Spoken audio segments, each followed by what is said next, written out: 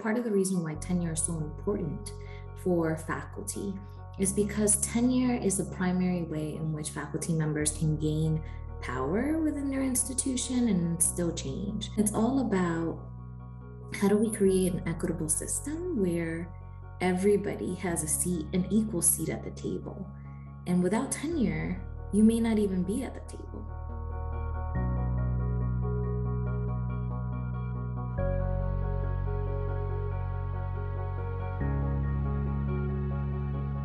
Even though URMs represent over 36% of the US population, they represent just 7% of the faculty at business schools, according to the AACSB.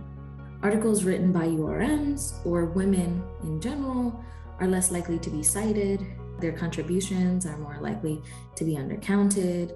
URMs are also less likely to be mentored and are sponsored, which is a very big deal when you're trying to get tenure and get letter writers.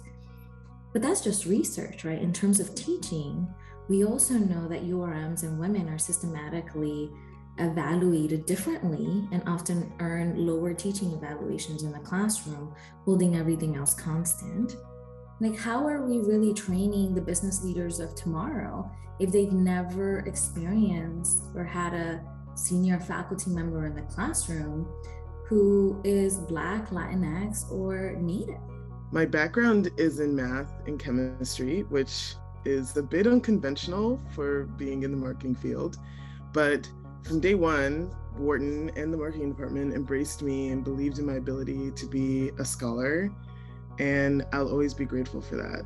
I think people try to find communities formally, informally, but when you're not able to create formal communities, it can lead to a very disjointed system. Building spaces for faculty of color is one way for institutions to be inclusive. It allows for people to feel maybe just a little more comfortable being themselves in spaces that they wouldn't have otherwise.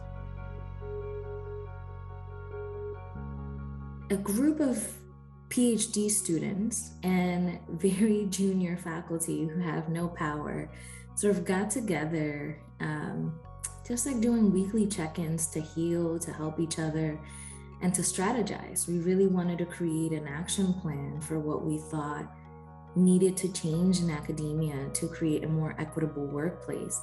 We noticed that there were so many amazing researchers and educators who had been out in the field for decades and were still untenured. And that is really when Esther and I and this group, as I mentioned, sort of set out to think about how do we fix this pipeline problem.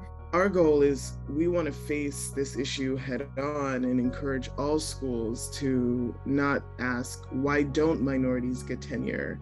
But rather, what have institutions done to create a system where minorities don't get tenure? In anticipation of our first conference, we really had no idea what to expect. We were inviting junior faculty across all disciplines to say, hey, come and spend 3 to 4 days with us in Seattle.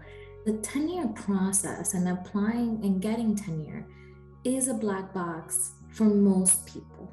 We sort of started to lift the lid on this black box, right? What does a tenure packet look like? How do I ask for letters? Who should my letter writers be? How do I think about, the world pre-appointment and post-reappointment?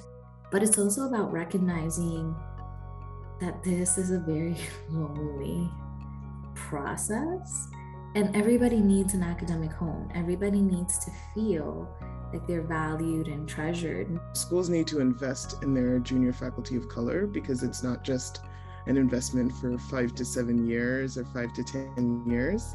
It's really an investment within the institutional structure long term. There's a real business case, and we know that when we survey our MBA students, they care about social issues and social equity and climate change. And we also need to prepare them for today's world. We're not just creating a vision that works for 1 or 2 people. we're wanting to create a vision that is going to work for the entire community.